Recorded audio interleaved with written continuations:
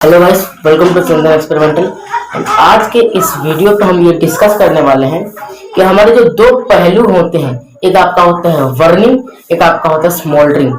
तो आखिरकार इस बर्निंग और स्मोल्डरिंग इन दोनों के बीच में क्या डिफरेंस होता है, ये पूरा चीज का जो फंडा है इस वीडियो पे क्लियर हो जाएगा। ठीक है, हम दो चीज पे हालांकि कंफ्यूजन लगा रहता है कि बर्निंग क्या होता है, स्मोल्डरिंग क्या होता है। हम बर्निंग ऑफ कैंडल कहें या फिर स्मोल्डरिंग ऑफ कैंडल कहें, हम बर्निंग ऑफ इंसेंस स्टिक बोलेंगे फिर स्मोल्डरिंग ऑफ इंसेंस स्टिक बोलेंगे। ठीक है, हम उल्टा पुल्टा लगा के आ जाते हैं, जहां पे बर्निंग लगना था वहां पे स्मोल्डरिंग लगा देते हैं, जहां पे स्मोल्डरिंग लगना था वहां पे बर्निंग लगा देते हैं।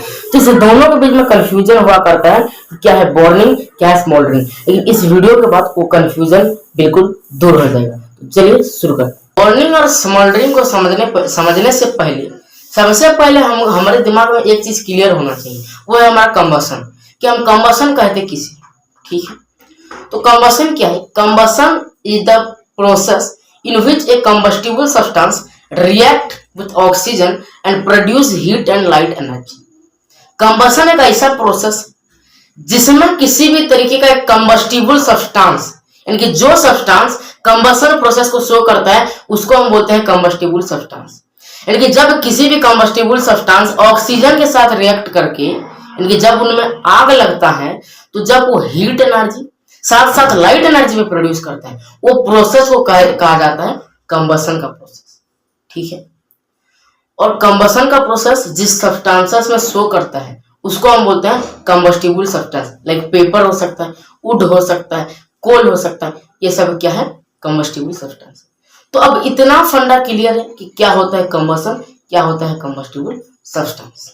अब आगे बढ़ते हैं बर्निंग और स्मोल्डरिंग की तरफ। पहले ये बात क्लियर कर होना देना चाहिए कि जो बर्निंग और जो स्मोल्डरिंग होता है ये दोनों कंबसन के ही टाइप्स होते हैं। जब कंबसन को क्लासिफिकेशन किया जाएगा, ठीक है, तो उनमें से आपका दो टाइप्स निकल के आएंगे, एक है बर्निंग और एक है आपका स्मोल्डरिंग। देखिए यहाँ पे दो केस हो सकता है। जब कोई आपके पास एक कैंडल आता है और जब कैंडल पे मैस्टिक रखा जाता है तो कैंडल क्या होता है? जलता है। तो जब जलता है तो उसमें लपटे निकलता है, यानी कि फ्लेम निकलता है in the form of flame.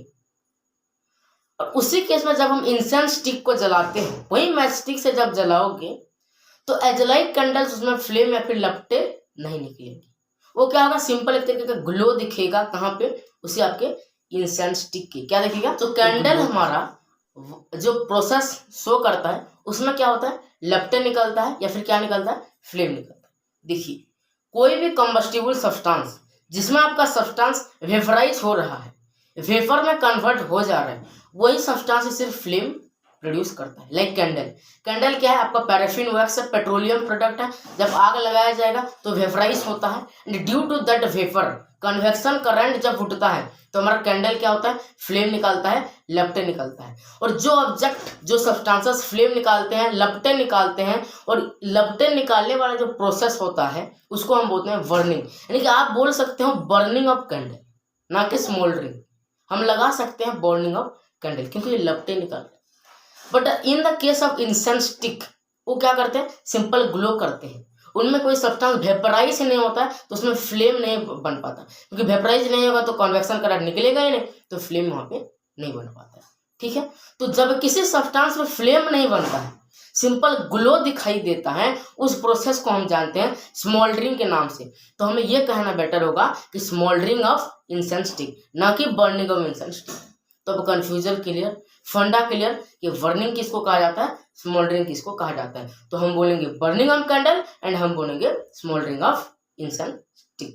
तो ये था पूरा फंडा कि क्या होता है डिफरेंस बर्निंग और स्मोल्डरिंग के बीच में। यहाँ पे कुछ स्क्रीन में पॉइंट दिया गया है एंड इसी पॉइंट का इस्तेमाल करके हम एग्जाम में लिख सकते हैं कि क्या डिफरेंस होता है बर्निंग और स्मोल्डरिंग के बीच में।